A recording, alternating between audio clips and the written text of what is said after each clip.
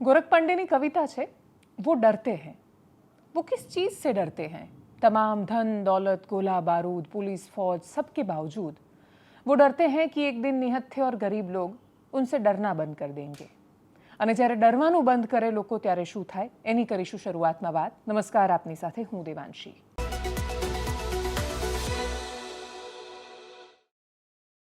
હંમેશા જેની પાસે સત્તા રહી હોય અથવા જે માણસ એ રસ્તા પર હોય જે અયોગ્ય હોય એને એકમાત્ર ડર લાગે છે કે જે દિવસે એનો ડર ખતમ થઈ જશે એ દિવસે શું થશે। એ લોકો દેખાય છે એટલા શક્તિશાળી નથી હોતા।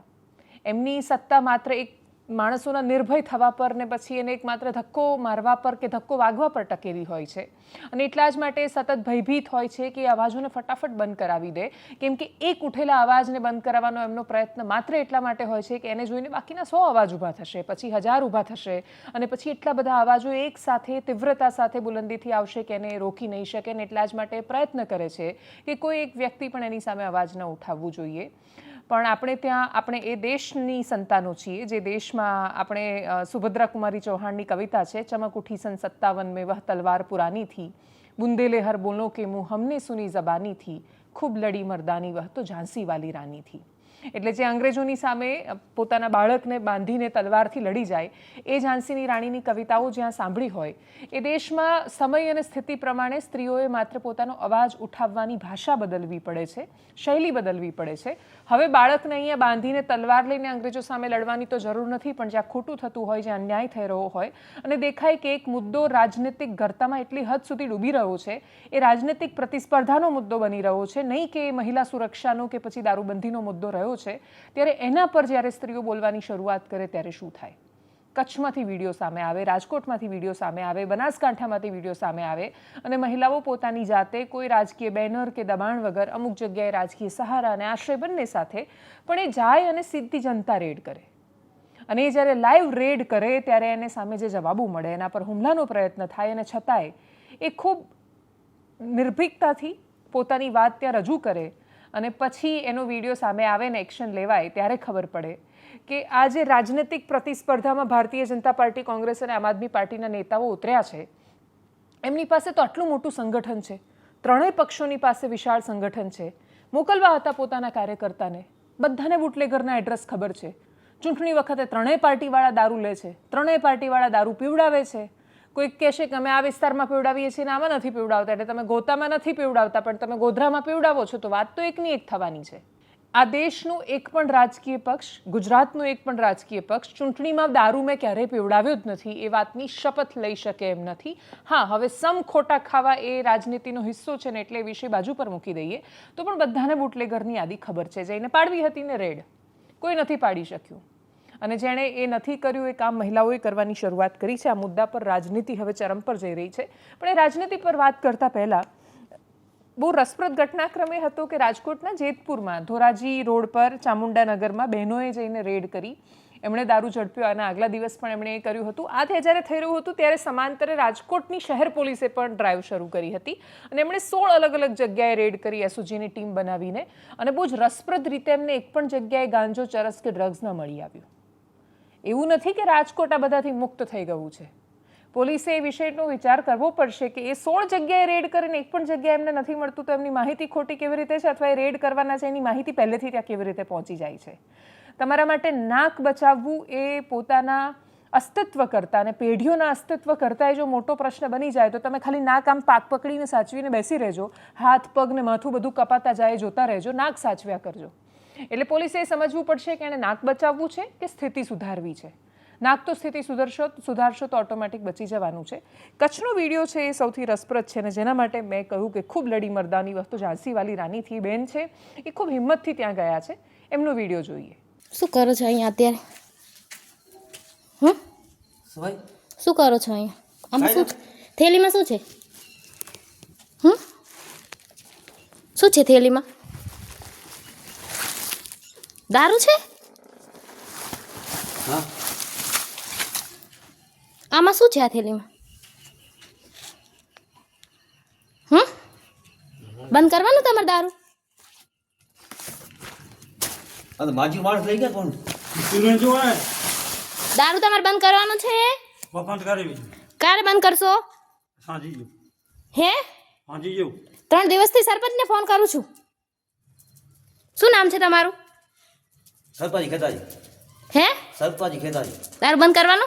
હા પાંચ થઈ ગયા ને થેલીમાં ભરો દારૂ. થેલીમાં ભરો. વિડિયો વાયરલ કરી નાખીશ. ભરો થેલીમાં. હા ભાર્યું ને ભાર્યું. આ શું કરો છો? પીવો છો? પીવો છો? પીવો છો દારૂ? તમારી રીતે બેઠા છો? આ તમારી રીત છે. તમારી રીત છે આ? આંગણવાડી છે અહીંયા આંગણવાડી. આ રહી આંગણવાડી. તમારા લીધે આંગણવાડી બંધ છે. નાના નાના છોકરા 2 કિલોમીટર આંગણવાડીમાં જઈ રહ્યા. બેન અમે તો ના નથી કરી અહીંયા ભણવા આવે. મારે ભણવા આવે અહીંયા લેડીઝો. તમે લોકો જેન્ટ્સ અહીંયા. તમે લોકો જેન્ટ્સ દારૂ પીતા હોય લેડીઝ મૂકો આવે છોકરાઓને. ના અહીંયા ના 3 વર્ષના છોકરા એકલા આવે અહીંયા. નો આવે ને આ દારૂ બંધ કરી દેજો. હું રેડ કરાવી નાખીશ. ગામની સરપંચે મને પોલીસને ફોન કરતા આવડતું તો ગામની સરપંચે ફોન નથી કર્યો. હો હા રેડ કરી નાખીશું. હા હા આ બધું જ જ્યારે થઈ રહ્યું હતું ત્યારે રાજનીતિ એક અલગ પ્રકારની સ્પર્ધામાં લાગેલી હતી. પહેલા મુદ્દો દારૂબંધીનો શરૂઆતમાં આવ્યો. પછી સ્વાભાવિક રીતે જિગ્નેશ મેવાણી જે રીતે બોલ્યા હતા એટલે એમની પાસે અપેક્ષા ન જ હોય કે તમે આ રીતે તમે એને ગમે તે ભાષા વાપરીને તમે એને જસ્ટિફાઈ ન કરી શકો. 500 માણસ લઈને પોલીસ સ્ટેશન જશો એ રીતે તમે ટોળાશાહીને જ્યારે પ્રોત્સાહન આપો ત્યારે કોઈ એનું સમર્થન ન કરી શકે. પણ એના પછી આખી વાત સંસ્કાર પર જતી રહી. જિગ્નેશ મેવાણીના સંસ્કાર પર વાત કરતા નેતાઓ એટલે જ્યારે ભારતીય જનતા પાર્ટીના નેતાઓએ પણ વાત કરી તો એમાં પેલી વોટ અબાઉટરી આવવાની હતી કે ભાઈ તમે મનસુખ વસાવાને સાંભળો કે આને સાંભળો કે આ નેતાએ આ કહ્યું હતું. અને પછી તો बात निकलेगी तो दूर तलक जाएगी. બધા જ નેતાઓના વિડીયોઝને આવ્યા. હવે વાત જાતિ પર ગઈ. ભારતીય જનતા પાર્ટીને સૌથી પહેલાં જ્યારે પોલીસના કર્મચારીઓ આ મુદ્દા પર પ્રોટેસ્ટ કરવા માટે પોલીસ પરિવારના લોકો આવ્યા સામે, ગોપાલ ઇટાલિયાએ એક ભાષણમાં બહુ જ મહત્વની વાત કરી અને એમણે કહ્યું કે રાજ્યમાં આટલા આઈપીએસ અધિકારીઓ છે, 500-550 જેટલા ડીવાયએસપી છે, એમના પત્ની કે બાળકો કેમ ન આવ્યા? કેમ કે જિગ્નેશ મેવાણી જે આક્રમકતાથી વાત કરી રહ્યા હતા એ તો એક આઈપીએસ અધિકારી હતા. એના પછી સવાલ કરતા હતા એ તો કહેતા હતા કે આ તો ડીવાયએસપીની જવાબદારી બને છે. તો ડીવાયએસપી કે એસપીના બાળકો કે પછી આઈજી કે ડીજીના બાળકો કે એમના પરિવારના લોકો કેમ ન આવ્યા રસ્તા પર?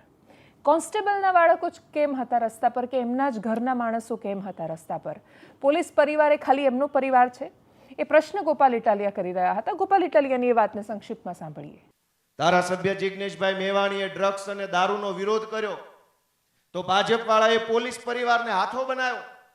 નાના કોન્સ્ટેબલો, હેડ કોન્સ્ટેબલ, એએસઆઈ ના પરિવાર ઉપર પ્રેશર કરવામાં આવ્યું કે મોકલો તમારા પરિવારના સભ્યોને મુર્દાબાદ મુર્દાબાદ કરવા. દોસ્તો, મેં પોલીસમાં નોકરી કરી છે, હું કોન્સ્ટેબલ હતો. મેં સવાલ કર્યો હર્ષ સંઘવીને કે બનાસ વાવથરાદના જે એસપી ને સામે આંખમાં આંખ નાખીને જિગ્નેશ મેવાણી બોલ્યા એ એસપી ના ધર્મપત્ની શ્રી એમના મમ્મી કેમ જિગ્નેશ મુર્દાબાદ મુર્દાબાદ ના બોલ્યા? તમારે કોન્સ્ટેબલોના પરિવારના મહિલા સભ્યોને હાથો બનાવવા છે. તમે આઈપીએસ ના પરિવારના મહિલા સભ્યોના મોરચા કઢાવી શકો એમ છો? આખા ગુજરાતમાં 350 કરતા વધારે આઈપીએસ છે, 500 જેટલા ડીવાયએસપી છે. એ બધાના પરિવારના મહિલા સભ્યો ગાંધીનગર સત્યાગ્રહ છાવણીમાં ભેગા થઈને જિગ્નેશ મેવાણી મુર્દાબાદ બોલે તો અમે માનીએ કે ભાજપ વાળા ભાઈડા છે. તમે સામાન્ય કર્મચારીના પરિવારને દબાવવા નીકળ્યા છો અને તમને પોલીસ પ્રત્યે ભાજપ વાળાને એટલી જ લાગણી હોય તો પોલીસના 500 પ્રશ્નો છે, કરો મીટિંગ. અમારી જેવાને બોલાવો જે પોલીસ ખાતાના જાણકાર હોય, થોડા ઘણા ભણેલા હોય. અમે સૂચન રજૂ કરશું કે સામાન્ય પોલીસને બદલી માટે, પગાર વધારા માટે, પ્રમોશન માટે કેટલી બધી મુશ્કેલીઓમાંથી પાર પડવું પડે છે. દોસ્તો, આપણે અહીંયા આત્મા જગાડવાની વાત કરવાની છે કે આ લડાઈ ગોપાલભાઈની કે ચૈતરભાઈની કે ઈશુભાઈની કે રાજુભાઈની નથી. આ લડાઈ જનજનની લડાઈ છે. એક એક માણસના જીવનની અંદર અત્યારે પ્રશ્નો જ પ્રશ્નો, પ્રશ્નો જ પ્રશ્નો, પ્રશ્નો જ પ્રશ્નો. કેટલા પ્રશ્નો બોલીએ ને કેટલા પ્રશ્નો છોડી દઈએ, લિસ્ટ બહુ લાંબુ છે. રોડનો પ્રશ્ન, પાણીનો પ્રશ્ન, સિંચાઈનો પ્રશ્ન, દવાનો પ્રશ્ન, ખાતરનો પ્રશ્ન, મામલતદારનો પ્રશ્ન, આ પ્રશ્ન, તે પ્રશ્ન, પેલો પ્રશ્ન. હવે વાત પોલીસ પરિવાર પૂરતી સીમિત ન રહેતા ભારતીય જનતા પાર્ટીના અનુસૂચિત મોરચાના પ્રતિનિધિએ આજે પત્રકાર પરિષદ કરી અને એમાં એમણે જિગ્નેશ મેવાણીને ખૂબ આક્રમકતાથી ઘેર્યા અને એ જ શૈલીમાં, એ જ રીતે ઘેર્યા જેના પર જિગ્નેશ મેવાણીની સામે પ્રશ્નો હતા અને એમણે કહ્યું કે જિગ્નેશ મેવાણી જે બોલી રહ્યા છે એ નેતાની નહીં ટપોરી જેવી ભાષા છે. સાંભળીએ એમને.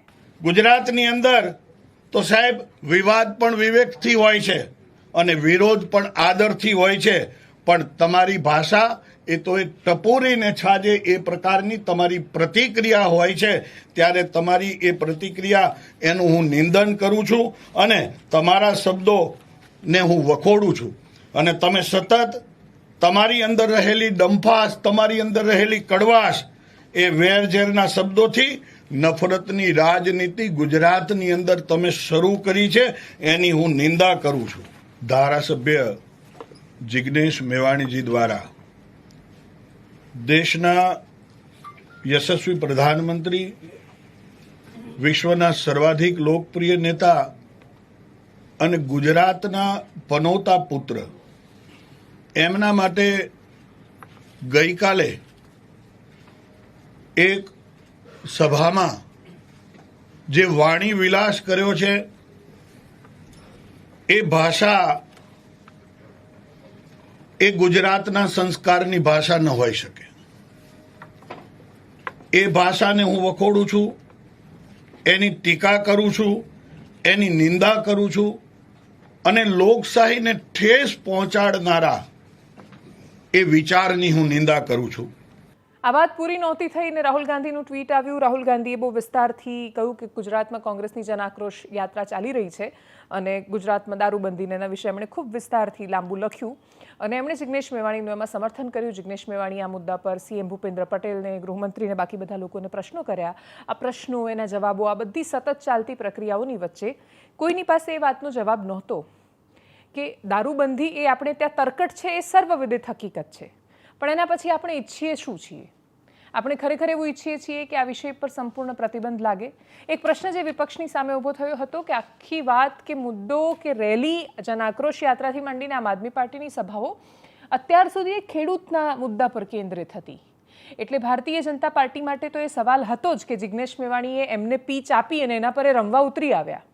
એટલે રાજનેતાઓએ એ સુનિશ્ચિત કરવું પડે કે કોણ કોના મુદ્દા પર રમી રહ્યું છે. તમને કોંગ્રેસ દારૂબંધીની પીચ પર જ્યારે ચૂંટણીમાં, જ્યારે મેદાનમાં લઈ આવે છે અને પછી એ મેદાનમાં આવીને તમે એમની બોલ પર રમવા જાઓ છો, ત્યારે તમે પોતાની જાતને સાબિત કરો છો એ વખતે કે હવે તમે એમની પીચ પર, એમના મુદ્દા પર લડી રહ્યા છો. બિલકુલ એ જ કોંગ્રેસ અને આમ આદમી પાર્ટીની સાથે પણ થયું. ખેડૂતનો મુદ્દો પણ ભૂલાયો. એના પર પણ સવાલ થયો કે તમે તમારી એક પીચ દારૂબંધીની બનાવી દીધી, પણ શું આ મુદ્દો ગુજરાતની જનતામાં બહુ જ મોટી અસર કરવાનો છે? રાજકીય અસર કોની કેટલા પર થશે એ ખબર નથી, પણ જે મુદ્દાઓની રાજકીય અસર ન થાય એ મુદ્દાઓ દુર્ભાગ્યવશ રીતે આપણે ત્યાં ચર્ચાતા પણ નથી. આ રાજનીતિ, એકબીજા પર થતા આક્ષેપો, એના વળતા આવતા જવાબો અને કોણ પોતાની જાતને સૌથી વધારે મજબૂત સાબિત કરશે, કોની રાજકીય પીચ પર કોણ આવીને લડે છે અને રમે છે. કેમ કે આખી વાત હવે દલિતોના મસીહા પર પહોંચી છે કે કોણ કેટલું દલિતોના મસીહા.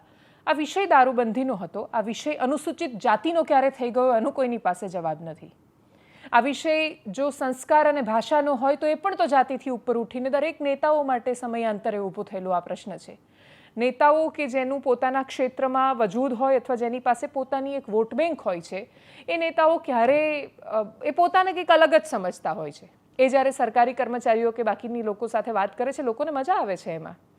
સૌથી દુર્ભાગ્યપૂર્ણ વાત એ છે કે જે રાજનેતાઓનું કામ સત્તા બદલવાનું હતું અથવા સમાજમાં વ્યવસ્થા બદલવાનું હતું, એ લોકો લોકભોગ્ય રાજનીતિ કરવા માંડ્યા છે. જાણે એક સર્કસ ચાલી રહ્યું છે, સર્કસમાં દરેક માણસ આવીને નીત નવા ખેલ કરે છે, લોકો તાળીઓ પાડે છે, જેમાં વધારે તાળીઓ પડે એને એવું લાગે છે કે એણે વધારે સારું પરફોર્મ કર્યું, એ બીજા દિવસે પ્રયત્ન કરે છે હજી વધારે તાળીઓ પડાવવાનો.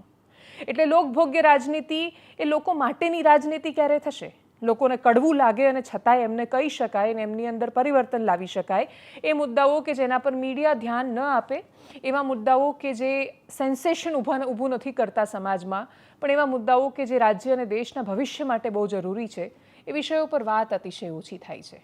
અને એટલે જ દરેક વાતોને જાતિનો અને ધર્મનો એક આંચળો ઓઢાવીને એને એક અલગ રંગ આપવાનો પ્રયત્ન થાય છે. આ મુદ્દો અત્યારે જાતિ પર પહોંચ્યો છે, આગળ જતાં ધર્મ સુધી કે બાકીની જગ્યાએ ક્યાં પહોંચે છે એની નજર રહેશે.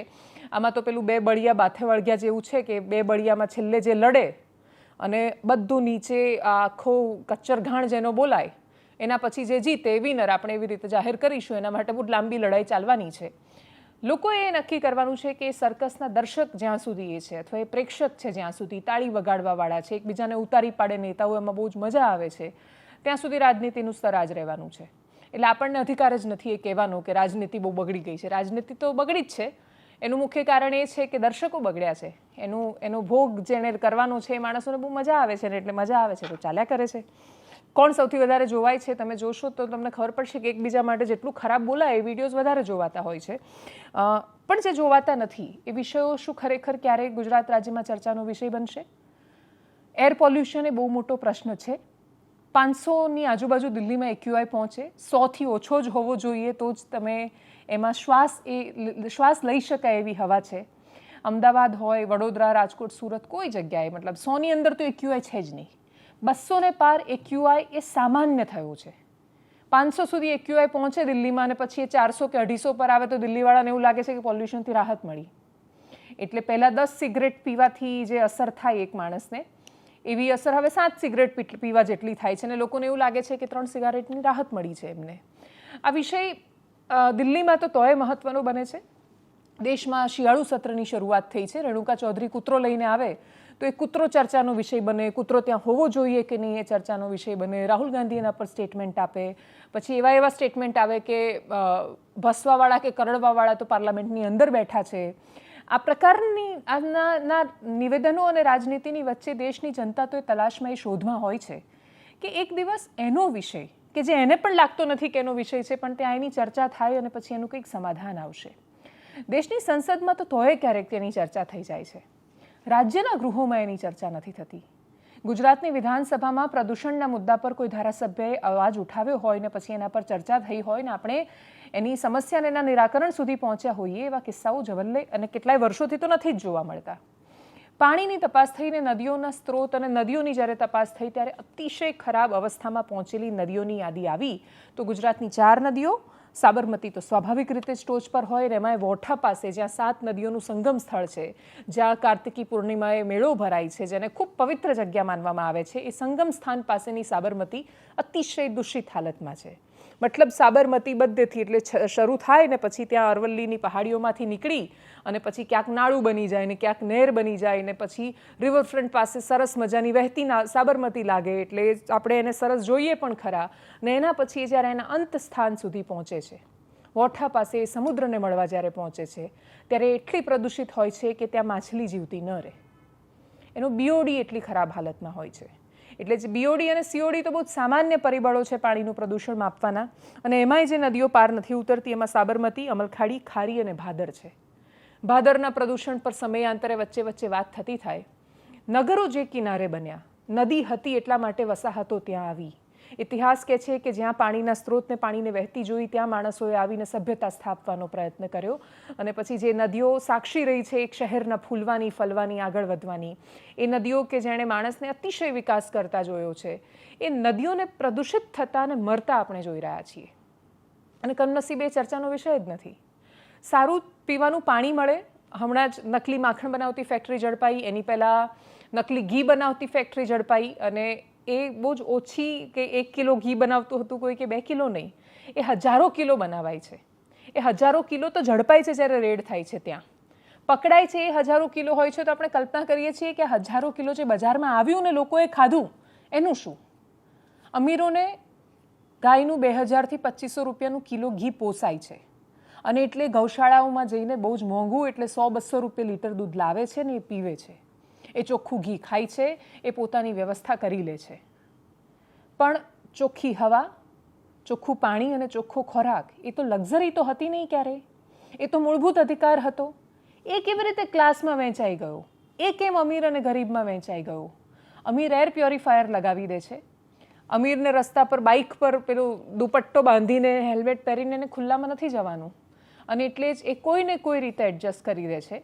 પણ આ દેશનો મિડલ ક્લાસ જે રસ્તા પરથી પસાર થાય છે, સૌથી ખરાબ એર પોલ્યુશન છે એની આજુબાજુમાં રહેતી વસાહતો તમે જુઓ, એકદમ ગીચતામાં રહેતા માણસો જુઓ. યુનાઇટેડ નેશન્સનું શહેરોની ગીચતાનો જ્યારે એક આખો આંકડો સામે આવ્યો તેમાં ગુજરાતના શહેરો ટોચ પર હતા.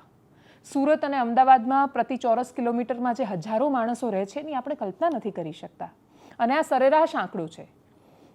એટલે કોઈ જગ્યાએ જો 1 સ્ક્વેર કિલોમીટરમાં 47,000નો આંકડો છે તો તમારે ધ્યાન રાખવાનું છે કે એ જ શહેરમાં 1 સ્ક્વેર કિલોમીટરનો એવો પણ એરિયા છે કે જ્યાં છૂટા ફાર્મ હાઉસીસ છે અને બીજી બાજુ અપાર્ટમેન્ટથી માંડીને ઝૂંપડપટ્ટીને વસાહતોમાં આટલી સાંકડી જગ્યામાં રહેતા માણસો છે.